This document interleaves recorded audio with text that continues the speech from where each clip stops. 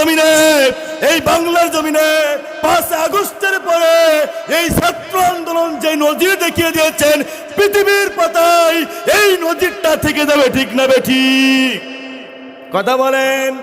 কারণ হলো বাংলাদেশটা এমন একটা পর্যায়ে ছিল, এই বাংলাদেশের তাফসির মাহফিল হতে গেলে এই তাফসির মাহফিলের পারমিশন নেওয়া লাগতো, ঠিক না বেঠিক?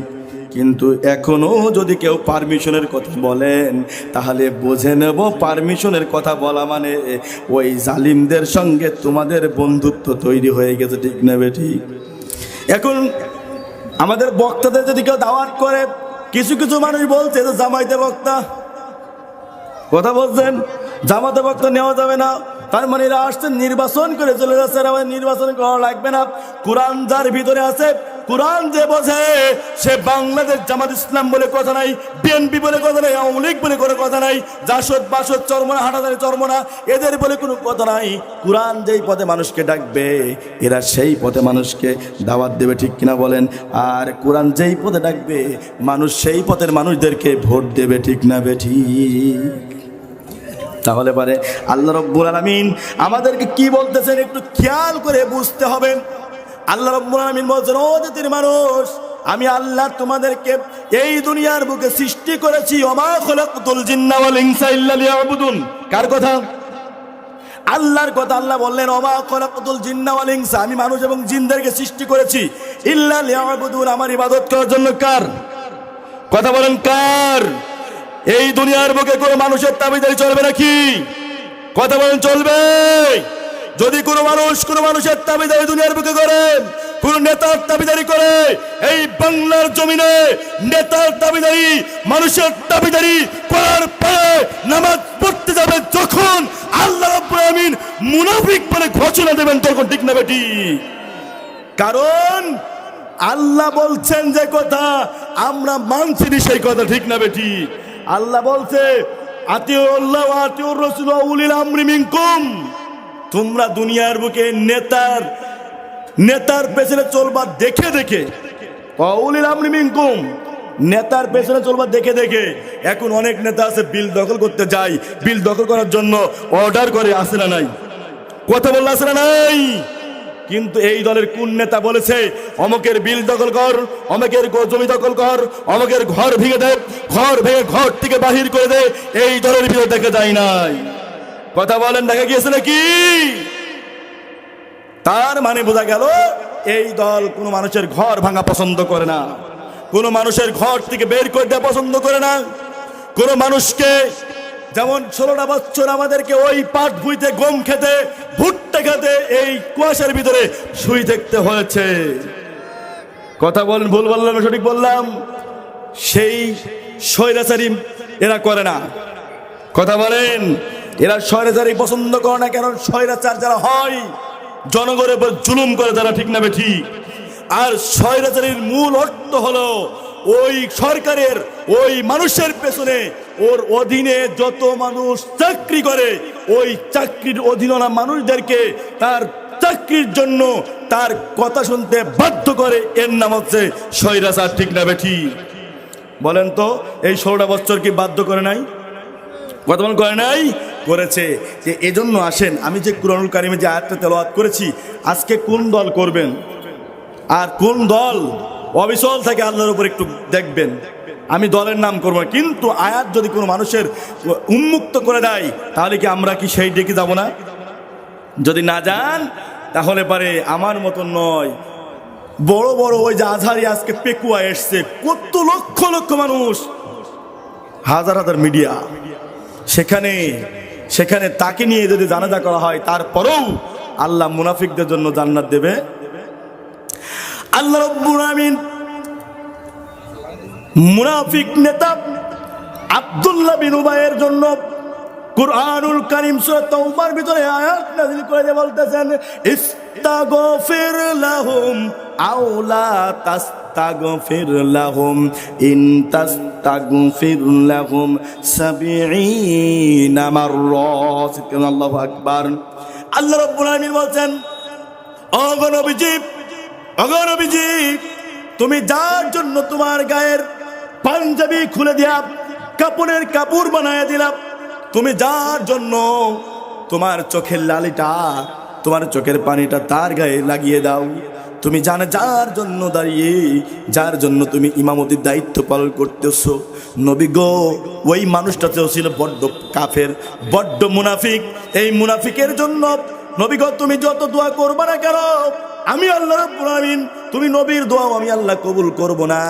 আল্লাহ রাব্বুল আলামিন বললেন ইস্তাগফির লাহুম আও লা তাস্তাগফির লাহুম ইন তাস্তাগফির লাহুম 70 মাররা।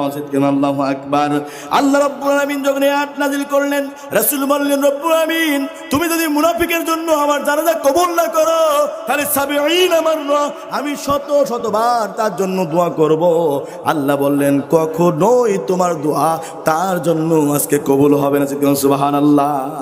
তাহলে পরে আয়াতটা শোনার পরে যারা এখনো পর্যন্ত এই জায়গা ঘুরে অন্য জায়গায় ব্যালট বাক্সেই ভোট দিবেন, আমি তাদেরকে বলতেছি তারা কোন জায়গায় যাবেন, তারা জাহান্নামে যাবে এবং গোটা পৃথিবীর আলেম ওলামা তার জন্য দোয়া করবে, তারপরেও আল্লাহ তাকে জান্নাত দেবে না। ঠিক না বে ঠিক? আল্লাহ রাব্বুল আলামিন বলেন ইন্নাল্লাযীনা ক্বালু রাব্বুনাল্লাহু সুম্মা ইসতাকামু তাতানাজ্জালু আলাইহিমুল মালায়েকা আল্লা তাখাফু ওয়া লা তাহজানু ওয়া আবশিরু বিল জান্নাতিল্লাতী কুনতুম তুআদুন। চিৎকার দিয়ে বলুন আল্লাহু আকবার। সূরা হামিম আস-সিজদার 30 নম্বর আয়াত তেলাওয়াত করলাম। আল্লাহ রাব্বুল আলামিন আয়াতের ভিতরে সরল অর্থটা আপনাদেরকে জানায়া দেই। ইন্নাল্লাযীনা ক্বালু রাব্বুনাল্লাহ, যারা নিশ্চয়ই আমি আল্লাহকে রব হিসাবে বিশ্বাস করবে, আমি আল্লাহর উপরে রব, এর উপরে আর কাউকে দিবে না। আল্লাহ রাব্বুল আলামিন বলেন ক্বালু রাব্বুনাল্লাহ, যারা আমার রব, আমি রব এর উপর ইস্তেকামাত থাকে, এরপরে অটল থাকে, বিশ্বাস করে। আল্লাহ রাব্বুল আলামিন বললেন সুম্মা ইসতাকামু, তাদের মাঝে আমি আল্লাহ রাব্বুল আলামিন তাতানাজ্জালু আলাইহিমুল মালায়েকা, তারা যদি কোনো বিপদে পড়ে, আপদে থাকে, তারা যদি কোনো নির্যাতনের মধ্যে থাকে, সুম্মা ইসতাকামু তাতানাজ্জালুল মালায়েকা, আল্লাহ রাব্বুল আলামিন আল্লাহর আরশ থেকে সাহায্যের জন্য আল্লাহ রাব্বুল আলামিন ফেরেশতা পাঠিয়ে দিবেন। এ কথা কার কথা বলেন? কার? 5 তারিখের আগ পর্যন্ত কোনো মানুষ ভাবতে পারে নাই এই খনি এই বাংলাদেশ ছাড়বে। কথা বলেন, কে বুঝতে পেরেছে নাকি? কিন্তু আল্লাহ রাব্বুল আলামিন আজ থেকে 1450 বছর আগে ওই মক্কা মদিনার বুকে আল্লাহ রাব্বুল আলামিন বিশ্ব নবীর কাছে কোরআনটা নাজিল করে দিয়ে বললেন নবী গো তুমি এই কোরআনটা নিয়ে নাও, তোমার জন্য বড় মুজিজা আমি আল্লাহ রাব্বুল আলামিন দিয়ে দিলাম, তোমার জন্য বড় হাতিয়ার আমি আল্লাহ রাব্বুল আলামিন দিয়ে দিলাম। এই বড় হাতিয়ার বড় মুজিজা আমি আল্লাহ রাব্বুল আলামিন দেওয়ার পরে তোমাকে আমি আল্লাহ রাব্বুল আলামিন এই কথা বললাম ইন্না নাহানু নাযালনা যিকরা ওয়া ইন্না লাহু লাহাফিজুন। আল্লাহু আকবার। আল্লাহ রাব্বুল আলামিন বললেন নবী গো যে হাতিয়ারটা তোমার কাছে দিয়ে দিলাম, যেই কোরআনটা তোমার কাছে আমি আল্লাহ রাব্বুল আলামিন দিয়ে দিলাম, এই হাতিয়ার নামক কোরআন পৃথিবীর জমিনে কত মানুষ এই কোরআনকে দুনিয়ার থেকে বিদায় করবার জন্য ষড়যন্ত্র করবে। কথা বলেন। 2006 সালে লগিয়ার বৈঠা আন্দোলনে ওই অক্টোবরে 28 তারিখে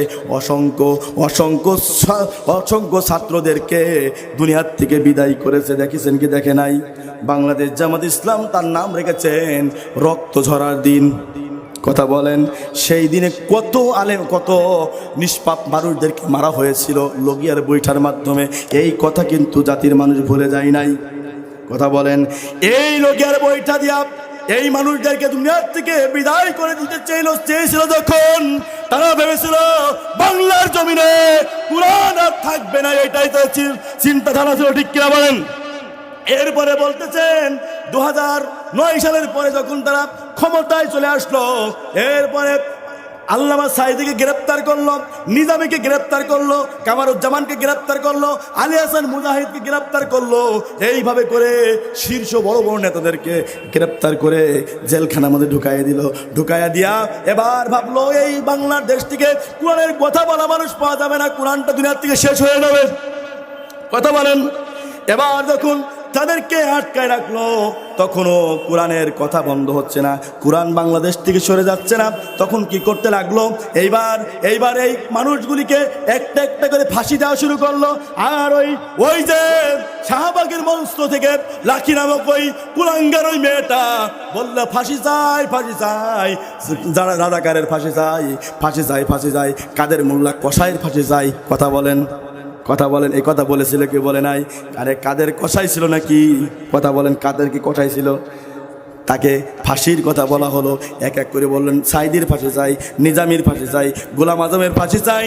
এইভাবে করে তারা মঞ্চকে ভারী করা শুরু করে দিল। আমার আল্লাহ রব্বুল আলামিন বলল, এরা ফাঁসির কথা বলল যখন, কিছু মানুষ একটু ফাঁসির মঞ্চে যাক। তার মানে ওরা বগলের তলায় হাত দিয়ে বগল বাজাতে লাগবে যে সাইদের মতন মানুষ, মুজাহিদের মতন মানুষ, কামারুজ্জামানের মতন মানুষ, কাদের মোল্লার মতন মানুষ যদি ফাঁসি হয়ে দুনিয়ার থেকে শেষ হয়ে যায়, তাহলে এই বাংলার জমিনে কোরআনের মশাল ধরা মানুষ আর থাকবে না। এরপরে কি করলো, কাদের মোল্লাকে ফাঁসি দেওয়া হলো। কথা বলেন, এই কাদের মোল্লাকে তখন ফাঁসি দেওয়া হলো, তখন ওরা ভাবলো বাংলাদেশে আর কোরআনের কথা বলা মানুষ পাওয়া যাবে না, এই বাংলাদেশে আর কোরআনের কথা আর কেউ বলতে পারবে না। এবার কাদের মোল্লাকে ফাঁসি দিয়ে দুনিয়ার থেকে বিদায় করে দিল। এক এক করে, একজন নয়, দুইজন নয়, 11 জন ভালো ভানের নেতাদেরকে এরা ফাঁসি দিয়ে দুনিয়ার থেকে বিদায় করে দিল। যখন এরা ভাবলো এই বাংলার জমিনে কোরআনের কথা বলা মানুষ পাওয়া যাবে না আর, এখন ঠিক না বেঠিক? কিন্তু বাংলার জমিনে যারা কোরআনকে বন্ধ করে ষড়যন্ত্র করেছে, আল্লাহ রাব্বুল আলামিন বলেছেন ইন্না নাহনু নাযালনা যিকরা ওয়া ইন্না লাহু লাহাফিজুন। গোটা পৃথিবীর মানুষ আমার কোরআনকে বন্ধ করে ষড়যন্ত্র করবে, আমি আল্লাহ রাব্বুল আলামিন ওই জামানায় ওই জমিনে আমার কোরআন প্রতিষ্ঠিত করে দেব। সুবহানাল্লাহ। যারা কোরআনকে বন্ধ করে ষড়যন্ত্র করবে, আমি আল্লাহ, আমার আল্লাহ বলছেন আল্লাহু খায়রুল মাকিরিন। আমার ষড়যন্ত্র বাংলার জমিনে বাস্তবায়ন হয়ে গেল যখন 5 তারিখে এই ম্যাডাম নামক এই ডাইনি হেলিকপ্টারে করে মামুর বাড়ি দিল্লি যেই পড়লো তখন। কথা বলেন, কথা বলেন, কথা বলেন।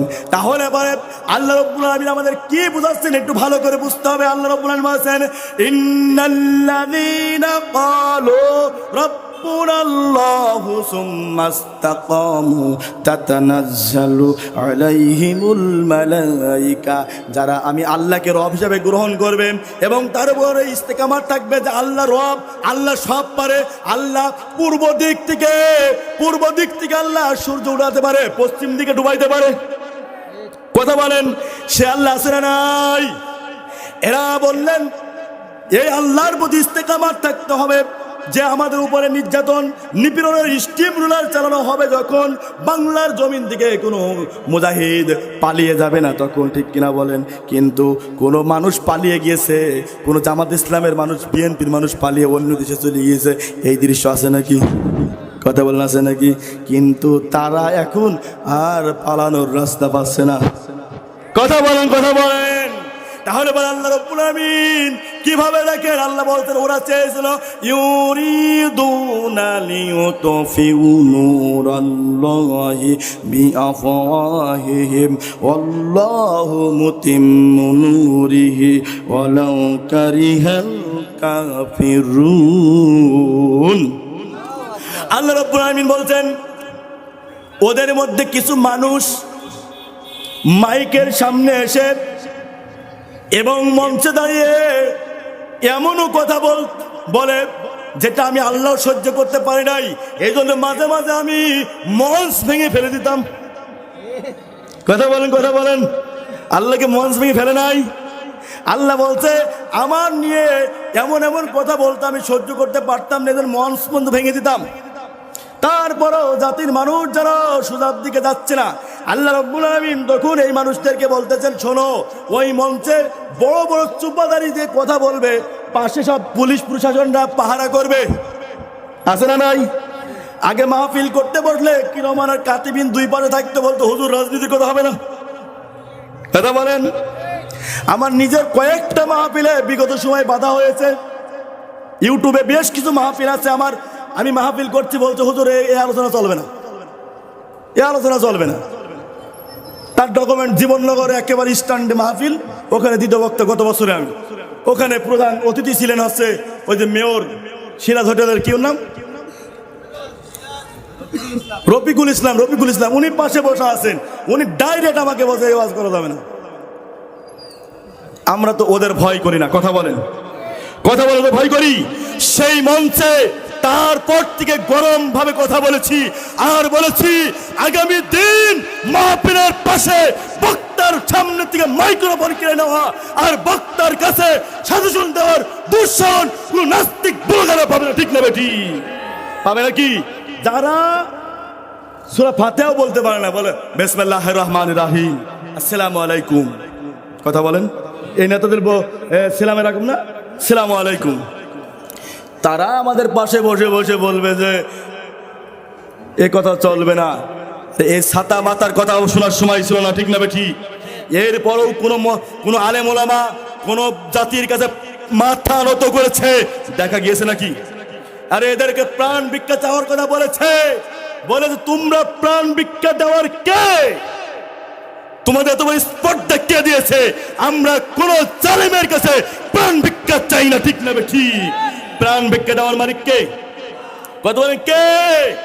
সেই আল্লাহর কাছে প্রাণ ভিক্ষা চাইবো, কোন ছাতা মাতার কাছে প্রাণ ভিক্ষা চাইবো? এটা আমাদের 11 জন শীর্ষ নেতা যারা ফাঁসির মঞ্চে ঝুলেছে তারা প্রমাণ করে দিয়েছে, ঠিক না বেঠিক? তাদের কাছে যে জেলের যারা কালিমা পড়ায় ওই আলেমদেরকে, ওই মানুষদেরকে যারা ফাঁসির মঞ্চে যাইতেছে তাদের কালিমা পড়ানোর জন্য ওই কেন্দ্রীয় জেলখানার ইমাম সাহেব আছে, ঠিক না বেঠিক? এই আলেমদের কাছে কালিমা পড়ানোর জন্য গিয়েছে, বলছে ভাই তোমার ওই যে রাত 12টার সময় তোমারে ফাঁসি দেওয়া হবে, তোমার কালিমা পড়ে নাও। তখন এই আলেমগুলো বলেছিল তোমরা কি কালিমা পড়াইবা, আমার কি কালিমা পড়াইবা? আরে যেই কালিমার জন্য কামরুজ্জামানের মতন মানুষ ফাঁসির মঞ্চে ঝুলতে পারছে, যেই কালিমার জন্য কাদের মোল্লা ফাঁসির মঞ্চে যাচ্ছে, যেই কালিমার জন্য মতিউর রহমান নিজামীর মতন মানুষ ফাঁসির মঞ্চে যাইতেছে, আরে তোমরা কি ভয় দেখাও? তোমরা কি কালিমা পড়াইতে আমারে আসছো? না না না, তোমার কালিমা এই দুনিয়ার জালিম বাদশাহ স্বৈরা শাসক তোমাকে ভাতা দিবে, টাকা দিবে। আর কি কালিমা পড়লাম যার কারণে এই জালিম স্বৈরাচার শাসক পছন্দ করতে পারলো না, সহ্য করতে পারলো না, যার কারণেই আমার মতন মানুষকে ফাঁসির মঞ্চে ঝুলতে হচ্ছে, ঠিক না বেঠিক? তোমার কালিমা তোমার কাছে থাক, আমি ওই কালিমা পড়ে কখনোই ফাঁসির মঞ্চে ঝুলতে চাই না। কি কালিমা তারা পড়েছে? আরে কি কালিমা তারা ঢুকাইছে ভিতরে? যেই কালিমা নিজে পড়েছে, অন্য কেউ ওই কালিমা নিয়ে কথা বলবে এই আলেম ওলামা কখনো তাদের স্পর্ধা দেয় নাই, কথা বলেন। এই জন্য আল্লাহ রাব্বুল আলামিন বলেন ইউরিব দুনালিউতুফিউ নূরাল্লাহি বিআফওয়াহিহিম ওয়াল্লাহু মুতিম্মু নূরিহি ওয়ালাউ কারিহাল কাফিরুন। আল্লাহ রাব্বুল আলামিন বলেন কিছু কাফের এরা হচ্ছে তাদের মুখের ফু দিয়ে কোরআনের নূরকে নিভিয়ে দিতে চাই, কথা বলেন। আল্লাহ রাব্বুল আলামিন বলছেন ইলা ইয়াউমিল কিয়ামাহ, কিয়ামত পর্যন্ত ওরা চেষ্টা করবে, কিন্তু আমার কোরআনের নূরকে পৃথিবীর থেকে নিভানোর ক্ষমতা থাকবে না। সুবহানাল্লাহ। তারা কি পেরেছে নাকি? কথা বলেন, পেরেছে নাকি? আরো বৃদ্ধি পেয়েছে। আমি যে কথা আপনাদের জন্য বোঝানোর জন্য বলতেছি, 5 তারিখ পর্যন্ত সবাই হতাশ হয়ে গেছে। 1 তারিখে আমাদের তো ব্যান্ড করে দিল, আমরা মনে আর থাকতে পারবো না। আমি তো নিজেও একজন শপথের কর্মী, শপথের মানুষ। আমরা ভেবেছিলাম আমরা মনে আর আমাদের স্ত্রী পুত্র সন্তানদের কাছে আমরা থাকতে পারবো না, আমরা মনে আর থাকতে পারবো না। খুব চিন্তিত হয়ে গেলাম। বাকি সময়টা মনে হয় জেলখানায় কাটাতে হয়, কারণ আমাদের নিবন্ধন বাতিল হয়ে গেল। যখন আমাদের কেন্দ্র ঘোষণা আসলো তখন তোমাদের কাছে জামাত ইসলাম নামক যা বই পুস্তক আছে সব সরাই দাও, কথা বলেন। আমরা সব সরাই দিলাম, সব সরাই দিয়া তাহাজ্জুদ নামাজ আল্লাহর কাছে কেন্দ্রেছি। আল্লাহ, এই দুনিয়ার বুকে আমরা কোরআনের কথা শুনি এবং বলি, হক কথা বলি এবং হক পথে থাকতে চাই, হক মানুষের সঙ্গে আমাদের জীবনযাপন করতে চাই। উলিল আমর নামক যে জায়গাটা, এটা হক দিয়ে আমরা প্রতিষ্ঠিত করতে চাই। রব্বুল আলামিন, তুমি কি আমাদের সেই জায়গাটা কি দেখাবা না নাকি আল্লাহ? তুমি কি সেই জায়গাটা কি আমাদের সেই জায়গায় পৌঁছাবা না নাকি আল্লাহ? যারা আজকে আমাদেরকে ব্যান করেছে, তুমি বলেছো ইলা ইয়াউমিল কিয়ামা, কিয়ামত পর্যন্ত ব্যান করতে পারবে না, তারা তাদের ঘোষণা অনুযায়ী আমাদেরকে ব্যান করেছে। আল্লাহ, তুমি কি আমাদের সাহায্য করবা না? 1 দিন 2 দিন 3 দিন 4 দিন চোখের পানি যখন আল্লাহর জমিনে আল্লাহর কাছে কবুল হয়ে গেল, 4 দিনের মাথায় এই বাংলার জমিন থেকে পালাতে বাধ্য হয়েছে, ঠিক না বেটি? আল্লাহ রাব্বুল আলামিন তখন আমার এই কথাটা মনে পড়লো, ইন্না নাহানু নাযালনা যিকরা ওয়া ইন্না লাহু লাহাফিজুন। নবী গো, তোমার উপরে যে কোরআনটা আমি নাজিল করে দিয়েছি, গোটা পৃথিবীর মানুষ এই কোরআনকে দুনিয়ার থেকে বিদায় করার ষড়যন্ত্র করবে, আমি আল্লাহ রাব্বুল আলামিন এই কোরআনকে সংরক্ষণ করবো। সুবহানাল্লাহ। এবার আমি যে কথা বোঝাতে যাচ্ছি, 5 তারিখের আন্দোলন যখন শুরু হয়ে গেল, আল্লাহ রাব্বুল আলামিন এবং আমরাও ভেবেছিলাম আমরা মনে আর এখানে টিকতে পারবো না। আল্লাহ রাব্বুল আলামিন এই আয়াতটা যখন আমাদের সামনে তুলে ধরলেন, বললেন তাতানাজ্জালু আলাইহিমুল মালাইকা আল্লা তাখাফু ওয়ালা তাহজানু। আমরা তখন বললাম আল্লাহ তাখাফু, আমরা ভয় করি না, আমরা ওদের ভয় করি না, আমাদের ব্যান্ড করে দিয়েছে, আমরা আর বুঝে থাকতে পারবো না, ওদের ভয় করলে পারে আমরা তো আর দুনিয়ায় টিকতে পারবো না। আল্লাহ তাখাফু, আল্লাহ তোমার উপরে আমরা ভরসা করলাম, আমরা কোনো ভয় করলাম না। ওয়ালা তাহজানু, আমরা কোনো টেনশন করবো না। আল্লাহ তুমি তো বলো তাতানাজ্জালু আলাইহিমুল মালাইকা, যখন কোনো সম্প্রদায় ইসলাম প্রতিষ্ঠিত করবার জন্য কাজ করে, তখন ওই সম্প্রদায়ের উপরে আমি আল্লাহ রাব্বুল আলামিন তাতানাজ্জালু আলাইহিমুল মালাইকা, আমি আল্লাহ ওই সম্প্রদায়ের উপরে ফেরেশতা নাজিল করে দিয়েছি। সুবহানাল্লাহ। তখন ভাবলাম আল্লাহ তাখাফু, আল্লাহ ভয় করি না, ওয়ালা তাহজান, আমরা কোন টেনশন করছি না। আল্লাহ রাব্বুল আলামিন তখন কি করলেন, তাতানাজ্জালু আলাইহিমুল মালাইকা, ফেরেশতা নাজিল করে দিল। যখন এই বাংলার জমিন থেকে শেখ হাসিনা ডাইনি পালালো, তখন কথা বলেন যেদিন আমার আবু সাইদ রক্ত দিয়েছে, মুগ্ধ রক্ত দিয়েছে, জানতে হবে সেই দিন আমরা এই বাংলার জমিনে আবার স্বাধীন বাংলা পেয়ে যাচ্ছে, ঠিক না বেটি? এখনো যদি এই বাংলার জমিনে কোন নাস্তিক রাম বাম এই বাংলার জমিন দখল করবার জন্য আবার এই বাংলার জমিনে আসতে চাই, বাংলার তাওহীদ মুসলমানদেরকে বলতে চাই, যদি তোমরা এই বাংলার জমিনে শক্ত হাতে দমন না করতে পারো, এই আবু সাইদ মুক্তর রক্তের সাথে বেঈমানি করা হবে, ঠিক না বেটি? করা হবে কিনা বলেন? বেঈমানি করা হবে কিনা বলেন? তারা এই বাংলার জমিনে ইসলামকে প্রতিষ্ঠিত করবার জন্য তাদের বুক তারা হাতে পেতে দিয়েছে, তাদের বুককে ঢাল বানিয়েছে, ঠিক না বেটি? তারপরও কোন জালিমের কাছে নত স্বীকার করেছে? করে নাই। আল্লাহ রাব্বুল আলামিন তখন বলতেছেন, ও বান্দা, আল্লাহ তাখাফু, তুই যখন আমি আল্লাহকে ভরসা করলি এবং তোর ভিতরে কোনো ভয় নাই, সেটা তুই যখন আমি আল্লাহর কাছে